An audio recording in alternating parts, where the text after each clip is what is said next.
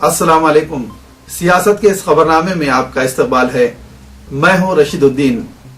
खबरनामे का आगाज करते हैं अहम सुर्खियों के साथ। उत्तर प्रदेश के मुजफ्फरनगर में तशद्दुद का सिलसिला जारी। वजीर आजम ने अखिलेश यादव से फोन पर की बातचीत। नरेंद्र मोदी की उम्मीदवारी पर संघ परिवार में इत्तेफाक राय। अडवाणी और सुषमा स्वराज के एतराजात नजरअंदाज। तेलंगाना और सीमा आंध्रा कायदीन की सरगर्मियों में शिद्दत। पाकिस्तानी दुल्हनों में प्रियंका चोपड़ा और करीना कपूर के मलबूसात की मांग। बढ़ते हैं खबरनामे की तफसील की तरफ। उत्तर प्रदेश में मुजफ्फरनगर जिले में जारी फिरक़ेवाराना तशद्दुद अब तक काबू में नहीं आ सका। रियासती हुकूमत ने मरकजी सिक्योरिटी फोर्सेस की मजीद 50 कंपनियों का मुतालबा किया है। हुकूमत ने फसादियों के खिलाफ कौमी सलामती एक्ट के तहत मुकदमा दर्ज करने का फैसला किया। फसादात में मजीद 2 अफराद के मारे जाने के साथ ही अब तक 32 लोग हलाक हो चुके हैं और 60 से ज्यादा जख्मी हुए। रियासती हुकूमत ने तस्लीम किया है कि फौज और नीम फौजी दस्तों की मौजूदगी के बावजूद तशद्दुद का सिलसिला जारी है। हुकूमत का कहना है कि हालात पर काबू पाने की मुसलसल कोशिश की जा रही है और फसादियों के खिलाफ कौमी सलामती एक्ट लगाने का फैसला किया गया। इसी के साथ पूरे मामले की अदालती तहकीकात कराने का भी फैसला किया गया है। कौमी इंसानी हुकूक कमीशन ने मुजफ्फरनगर फसादात पर शदीद तशवीश का इजहार करते हुए रियासती हुकूमत से इंसानी हुकूक की खिलाफवर्जी रोकने की दरख्वास्त की। कमीशन ने उम्मीद जाहिर की है कि रियासती हुकूमत मुतासर अफराद को मुनासिब मुआवजा देगी और उनकी बाज़ाबातकारी के इक़दाम करेगी। कमीशन ने कहा कि हुकूमत को सूरत हाल पर काबू पाने के लिए ठोस कोशिश करनी चाहिए। कमीशन ने लोगों से अमन बरकरार रखने की भी अपील की। इसी दौरान मरकजी वज़ीर दाखिला सुशील कुमार शिंदे ने रियासत में सदर राज नाफिज करने से मुताल्लिक़ एक सवाल के जवाब में कहा कि हम अभी इंतजार कर रहे हैं। उन्होंने कहा कि मैं उत्तर प्रदेश की हुकूमत पर नाकामी का इल्जाम लगाना नहीं चाहता। Principal secretary home RN Srivastava ने लखनऊ में कहा कि मुजफ्फरनगर और दीगर इलाकों में तशद्दुद में हलाक शुदगान की तादाद बढ़कर 32 हो गई है। फसाद से मुतासरा इलाकों में कर्फ्यू जारी है और लगातार दूसरे दिन फौज ने फ्लैग मार्च किया है। मरकजी वजारत दाखिला ने कहा है कि उसने हुकूमत उत्तर प्रदेश के साथ मुसलसल राब्ता बना रखा है और इससे हर 12 घंटे में मुजफ्फरनगर की सूरत हाल पर मरकज को रिपोर्ट भेजने के लिए कहा गया है। मरकजी वजारत दाखिला ने रियासती हुकूमत से ये भी कहा है कि जिले के देही इलाकों में कातिर खाह तादाद में दस्तों को तैनात किया जाए जहां अब भी तशद्दुद पर काबू नहीं पाया जा सका। वजीर ममलिकत बराए उमूर दाखिला RPN सिंह ने कहा कि मरकज और रियासती हुकूमत दोनों ही रियासत में लॉ एंड ऑर्डर बहाल करने के लिए कड़ी मेहनत कर रहे हैं। गवर्नर BL जोशी ने भी मुजफ्फरनगर की सूरत हाल पर मरकज को एक रिपोर्ट रवाना की है जिसमें उन्होंने मुजफ्फरनगर में बढ़ते हुए तशद्दुद के लिए इंतजामी कमियों और कोताहियों को जिम्मेदार करार दिया है। ओहदेदारों ने 200 फसादियों को गिरफ्तार किया। हुक्काम ने न सिर्फ रविशंकर प्रसाद समेत BJP के मेंबरान पार्लियामेंट बल्कि मरकजी वजीर अजीत सिंह को भी तशद्दुद से मुतासरा जिले का दौरा करने से रोक दिया है। इसी दौरान वजीर आजम डॉक्टर मनमोहन सिंह ने रियासत के चीफ मिनिस्टर अखिलेश यादव से वाक़यात के बारे में फ़ोन पर बात करके तफसीलात मालूम की। वजीर आजम ने अमन की बहाली के लिए हर मुमकिन ताउन की यकीन दहानी कराई है। समाजवादी पार्टी के सरबराह मुलायम सिंह यादव ने भी वजीर आजम से बातचीत की। ज़राए के मुताबिक मरकज ने रियासती हुकूमत से ज़िले के देही इलाकों में मुनासिब तादाद में सिक्योरिटी फोर्सेस को तैनात करने को कहा है। उसने रियासत को यकीन दहानी कराई है कि ज़रूरत पड़ने पर उसे इजाफी मरकजी फोर्सेस मुहैया कराई जाएंगी।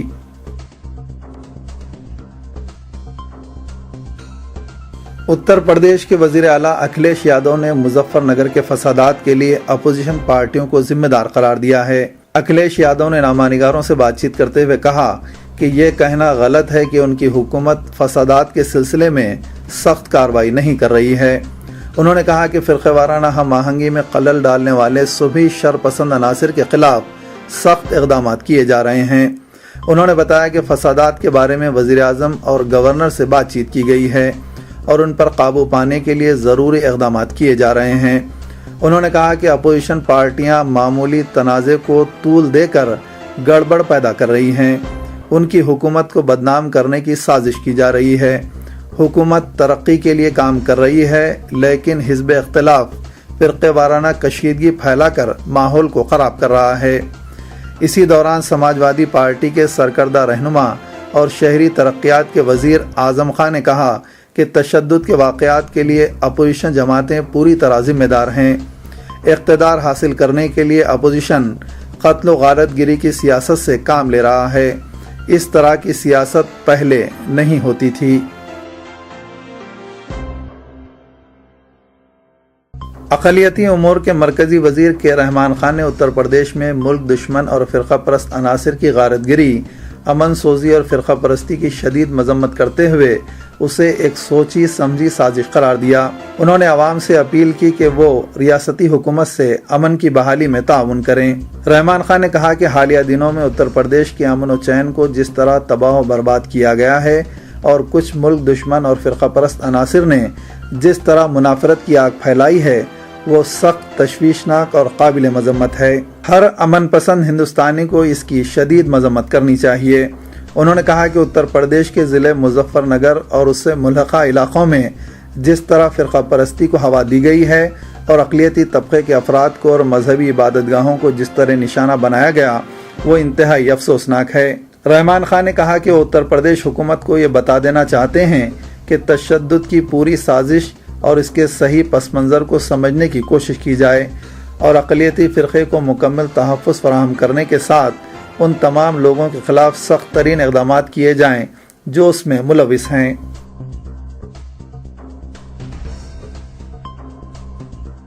کانگریس پارٹی نے کہا ہے کہ مظفر نگر فساد کے پیش نظر پارٹی اتر پردیش میں صدر راج کے حق میں نہیں ہے۔ پارٹی نے اس بات پر زور دیا ہے کہ یہ وقت مل جل کر کام کرنے کا ہے۔ کانگریس پارٹی کے ترجمان بھگت چرن داس نے ایک پریس کانفرنس سے خطاب کرتے ہوئے صورتحال پر فوری طور پر قابو پانے اکھلیش یادو سے مطالبہ کیا۔ انہوں نے کہا کہ ہم وہ مطالبہ کر رہے ہیں جس کی ضرورت ہے، لیکن اس وقت مل جل کر کام کرنے کی ضرورت ہے۔ صدر راج کی ہم تائید نہیں کرتے۔ اس سے قبل بی ایس پی سربراہ مایاوتی نے ریاست میں صدر راج نافذ کرنے کا مطالبہ کیا اور سماجوادی پارٹی حکومت پر حالات پر قابو نہ پانے کا الزام عائد کیا۔ دہلی کی جامع مسجد کے شاہی امام مولانا سید احمد بخاری نے کہا ہے کہ سوشل میڈیا نے ان کے نام پر جو انتہائی اشتعال انگیز بیانات جاری کیے ہیں، اس سے ان کا کوئی تعلق نہیں ہے اور یہ بعض ملک دشمن عناصر کی کارستانی ہے۔ مولانا سید احمد بخاری نے دہلی کے پولیس کمشنر کو بھیجے گئے خط میں کہا کہ ان کے نام پر کسی نے فیس بک پر انتہائی اشتعال انگیز بیانات پوسٹ کیے ہیں۔ ان کا ان بیانات سے کوئی لینا دینا نہیں ہے اور پولیس و دیگر متعلقہ حکام کو اس سلسلے میں کارروائی کرنی چاہیے۔ مولانا بخاری نے مزید کہا کہ اس بات کی غیر جانبدارانہ تحقیقات کی جائے کہ اس حرکت کے پیچھے کون سے فرقہ پرست اور تقریبی عناصر کار فرما ہیں۔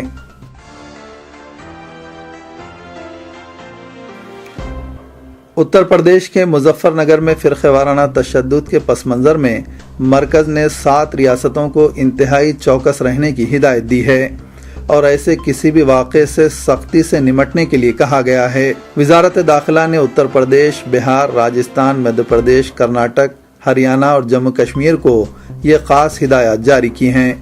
ایک سینئر عہدیدار نے بتایا کہ ان تمام ریاستوں کو فوری اثر کے ساتھ چوکسی برتنے کی ہدایت دی گئی ہے۔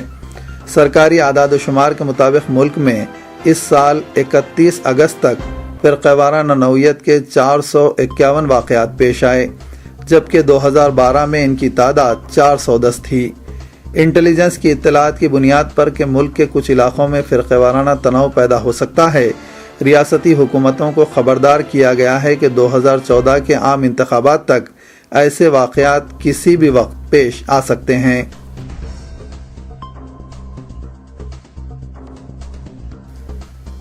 آر ایس ایس اور بی جے پی ایسا لگتا ہے کہ نریندر مودی کو آنے والے پارلیمانی انتخابات سے قبل پارٹی کی جانب سے وزارت عظمیٰ کے لیے امیدوار بنانے پر اتفاق رائے کر چکے ہیں۔ توقع ہے کہ پارٹی کے پارلیمانی بورڈ کی جانب سے آئندہ ہفتے اس کا اعلان کیا جائے گا۔ ذرائع کے مطابق سینئر پارٹی قائدین ایل کے اڈوانی اور سشما سوراج کے ذہنی تحفظات کے باوجود مودی کو امیدوار بنانے کا باضابطہ اعلان کرنے کا فیصلہ کر لیا گیا ہے۔ اڈوانی اور سشما سوراج جیسے قائدین چاہتے ہیں کہ یہ اعلان کم از کم مدھیہ پردیش، چھتیس گڑھ، راجستھان اور دہلی میں اسمبلی انتخابات تک مؤخر کر دیا جائے۔ سنگھ پریوار کے اعلیٰ قائدین کے 2 روزہ اجلاس کے بعد ایسے اشارے ملے ہیں کہ چیف منسٹر گجرات نریندر مودی کو آگے بڑھانے کا فیصلہ کر لیا گیا ہے، جس کا اعلان بی جے پی کی جانب سے 19 ستمبر کو کیا جائے گا۔ 2 روزہ اجلاس میں آر ایس ایس اور بی جے پی کے علاوہ سنگھ پریوار سے ملحقات 13 تنظیموں کے قائدین نے شرکت کی۔ آر ایس ایس سربراہ Mohan Bhagwat, V H P leader Parveen Togadia بھی اجلاس میں شریک تھے، جبکہ مودی اور اڈوانی نے شرکت نہیں کی۔ ذرائع کے مطابق بی جے پی 13 اور 19 ستمبر کے درمیان کسی وقت پارلیمانی بورڈ کا اجلاس طلب کرے گی اور امیدوار وزیر اعظم کے مسئلے پر قطعی اعلان کیا جائے گا۔ کانگریس ورکنگ کمیٹی اور یو پی اے رابطہ کمیٹی نے آندھرا پردیش کی تقسیم اور تلنگانہ ریاست کے قیام کے حق میں فیصلہ کر لیا ہے، تاہم حیدرآباد کے موقف کو لے کر مرکزی حکومت کو قطعی فیصلہ کرنے میں دشواری کا سامنا ہے۔ باوثوق ذرائع نے بتایا کہ ریاست کی تقسیم کی صورت میں حیدرآباد کے موقف کو لے کر کانگریس پارٹی کے اعلیٰ قائدین اور وزارت داخلہ میں اختلافات ابھر کر سامنے آ چکے ہیں۔ کانگریس ورکنگ کمیٹی کے فیصلے کے بعد وزارت داخلہ کو ریاست کی تقسیم کے عمل کو آگے بڑھانے کی ہدایت دی گئی تھی۔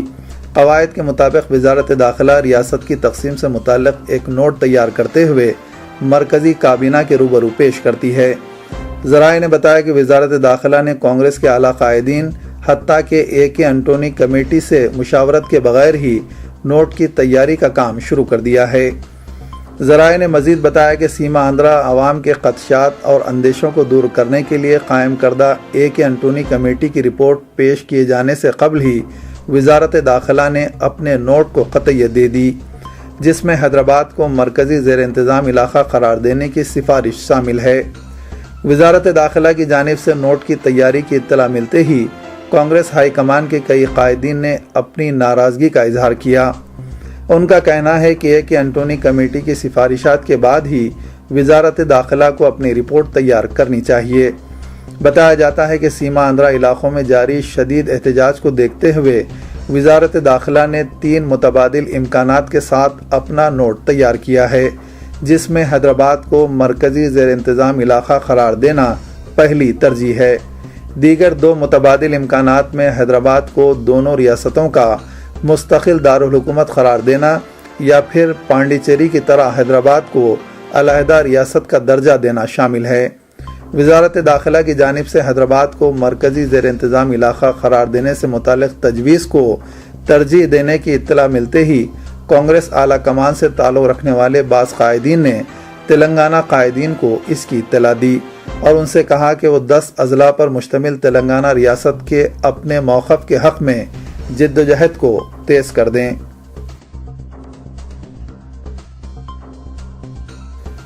صدر ٹی آر ایس کے چندرشیکھر راؤ نے کہا ہے کہ علیحدہ تلنگانہ ریاست کا قیام جلد ہو جائے گا۔ سیما آندھرا کے سیاسی قائدین اور سرکاری ملازمین جو ان دنوں متحدہ آندھرا پردیش کی حمایت میں احتجاجی مظاہرے اور دیگر پروگرام منظم کر رہے ہیں، ان کے اس احتجاجی پروگرام سے علیحدہ تلنگانہ ریاست کے قیام میں کوئی رکاوٹ پیدا نہیں ہوگی۔ چندرشیکھر راؤ نے کے کیشو راؤ کی قیامگاہ پر تلنگانہ قائدین کے اجلاس میں شرکت کی۔ Secretary general T R S Keshu Rao کی قیامگاہ میں ٹی آر ایس اور تلنگانہ سیاسی جے اے سی کے قائدین کا اجلاس تقریباً 4 گھنٹے تک جاری رہا۔ اس اجلاس میں تلنگانہ سیاسی جے اے سی کے قائدین پروفیسر کودنڈرام، سرینواس گوڑ، دیوی پرساد، ٹی آر ایس کے اراکین اسمبلی ای راجندر، جے کرشنا راؤ، پی سرینواس ریڈی کے علاوہ دیگر نے شرکت کی۔ اس موقع پر کے چندرشیکھر راؤ نے کہا کہ اس اجلاس میں مرکزی حکومت کی جانب سے 30 جولائی کو علیحدہ تلنگانہ ریاست کے اعلان کے بعد ریاست میں سیاسی حالات اور شہر میں اے پی این جی اوز کے جلسے کے بارے میں غور کیا گیا۔ انہوں نے کہا کہ 1 نومبر 1956 سے قبل جو تلنگانہ ریاست تھی وہ مرکزی حکومت سے اس ریاست کو علاقے تلنگانہ کے عوام کے حوالے کرنے کا مطالبہ کر رہے ہیں۔ سابق تلنگانہ ریاست کے 10 اضلاع میں شہر حیدرآباد بھی شامل تھا۔ انہوں نے کہا کہ سیما آندھرا کے سیاسی قائدین اشتعال انگیز تقاریر کے ذریعے تلنگانہ کے عوام کو مشتعل کرنا چاہتے ہیں۔ انہوں نے کہا کہ TRS نے جو علیحدہ تلنگانہ کے مطالبے پر 13 سال پرامن طریقے پر تحریک چلائی تھی، ملک اور بیرون ملک کے ذرائع ابلاغ نے TRS کی ستائش کی۔ انہوں نے کہا کہ علیحدہ تلنگانہ ریاست کے قیام تک علیحدہ تلنگانہ کی جدوجہد جاری رہے گی۔ KCR نے کہا کہ اجلاس میں NTR اسٹیڈیم میں اس ماہ کے اختتام سے قبل ایک بڑے جلسے عام کے انعقاد کا فیصلہ کیا گیا۔ صدرنشین تلنگانہ سیاسی JAC پروفیسر کودنڈرام کی قیادت میں 12 ستمبر کو تلنگانہ سیاسی JAC کے قائدین کا اجلاس منعقد ہوگا۔ اس اجلاس میں جلسے عام کی قطعی تاریخ اور جلسے عام سے متعلق مختلف امور اور انتظامات پر فیصلہ کیا جائے گا۔ چیف منسٹر کرن کمار ریڈی نے سمکھیہ آندھرا کی تائید میں 13 اضلاع میں پدیاترا کرنے کا فیصلہ کیا ہے۔ آندھرا پردیش کی تقسیم کے اعلان کے بعد وہ کانگریس ہائی کمان سے ناراض ہیں۔ کانگریس ورکنگ کمیٹی کی قرارداد کے بعد سے ہی وہ تلنگانہ کی مخالفت میں مہم چلا رہے ہیں۔ باوثوق ذرائع نے بتایا کہ چیف منسٹر کے کیمپ آفس میں ایک اجلاس منعقد ہوا، جس میں ساحلی آندھرا اور رائلسیما علاقوں کے 13 اضلاع میں پدیاترا کرنے کا فیصلہ کیا گیا۔ بعض وزراء اور دیگر قائدین جنہوں نے اس اجلاس میں شرکت کی، اس فیصلے سے اختلاف کیا۔ سیما آندھرا کے وزراء کی اکثریت پدیاترا کی تائید میں ہے۔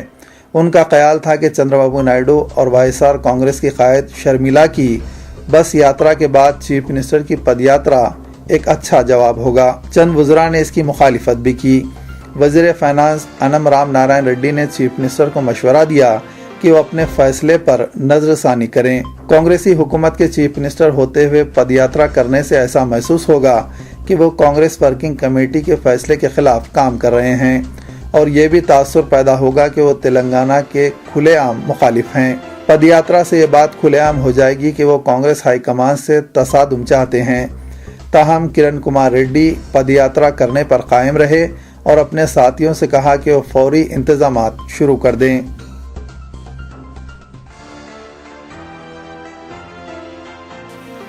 ریاست کی مجموعی ترقی اور تیلگو عوام کی خوشحالی تیلگو دیشم پارٹی کا نصب العین ہے۔ صدر تیلگو دیشم پارٹی این چندرا بابو نائیڈو نے ضلع کرشنا میں اخباری نمائندوں سے بات چیت کرتے ہوئے یہ بات کہی۔ چندرا بابو نائیڈو آتما گورو بس یاترا کے سلسلے میں ضلع کرشنا کا دورہ کر رہے ہیں۔ انہوں نے کہا کہ تیلگو دیشم پارٹی ریاست کی مجموعی ترقی سے متعلق سنجیدہ طور پر اقدامات کا ریکارڈ رکھتی ہے۔ انہوں نے ریاست کی تقسیم کے اعلان کے لیے مرکزی حکومت کو مورد الزام ٹھہراتے ہوئے کہا کہ ریاست کی تقسیم کے مسئلے پر تیلگو دیشم پارٹی نے جو موقف اختیار کیا ہے، پارٹی اس پر قائم ہے، لیکن برسر اقتدار جماعت ریاست کی تقسیم کے بجائے عوام میں نفرت پھیلاتے ہوئے سیاسی مفادات حاصل کرنے کی کوشش کر رہی ہے۔ چندرا بابو نائیڈو نے بتایا کہ تیلگو عوام متحد رہتے ہوئے اپنی مجموعی ترقی چاہتے ہیں، لیکن برسر اقتدار کانگریس مسئلے کو سیاسی بناتے ہوئے اپنے حقیر مفادات کے خاطر عوام کے درمیان دراڑ پیدا کر رہی ہے۔ انہوں نے ریاست میں امن و امان کی برقراری پر خصوصی توجہ مرکوز کرنے کا مطالبہ کرتے ہوئے کہا کہ گزشتہ 1.5 ماہ سے سیما آندھرا ملازمین کی ہڑتال مرکزی اور ریاستی حکومتوں کی جانب سے اختیار کردہ سرد مہری سے ایسا محسوس ہوتا ہے کہ حکومت خود حالات کو اپنے مفادات کی تکمیل کے لیے بگاڑنا چاہتی ہے۔ آندھرا پردیش ہائی کورٹ نے سابق پولیس کانسٹیبل محمد عبد القدیر کی پیرول میں 31 اکتوبر تک توسیع کر دی ہے۔ جسٹس این رام موہن راؤ نے سابق کانسٹیبل کی اہلیہ صابرہ بیگم کے وکیل شریمتی پشپندر کور کی بحث کے بعد یہ احکامات جاری کیے۔ عبد القدیر کو جاریہ سال جنوری میں پیرول پر رہا کیا گیا تھا اور آندھرا پردیش ہائی کورٹ نے تاحال 5 مرتبہ پیرول میں توسیع کی ہے، اور دواخانہ عثمانیہ کے ڈاکٹروں کو ہدایت دی گئی ہے کہ سابق پولیس کانسٹیبل کی صحت سے متعلق تفصیلی رپورٹ ہائی کورٹ کے رجسٹرار کے حوالے کریں۔ ہائی کورٹ کی ہدایت پر عبد القدیر کے طبی معائنے کرائے جا رہے ہیں۔ وہ ذیابطیس کا شکار ہیں اور سابق میں ان کا پیر بھی کاٹ دیا گیا تھا۔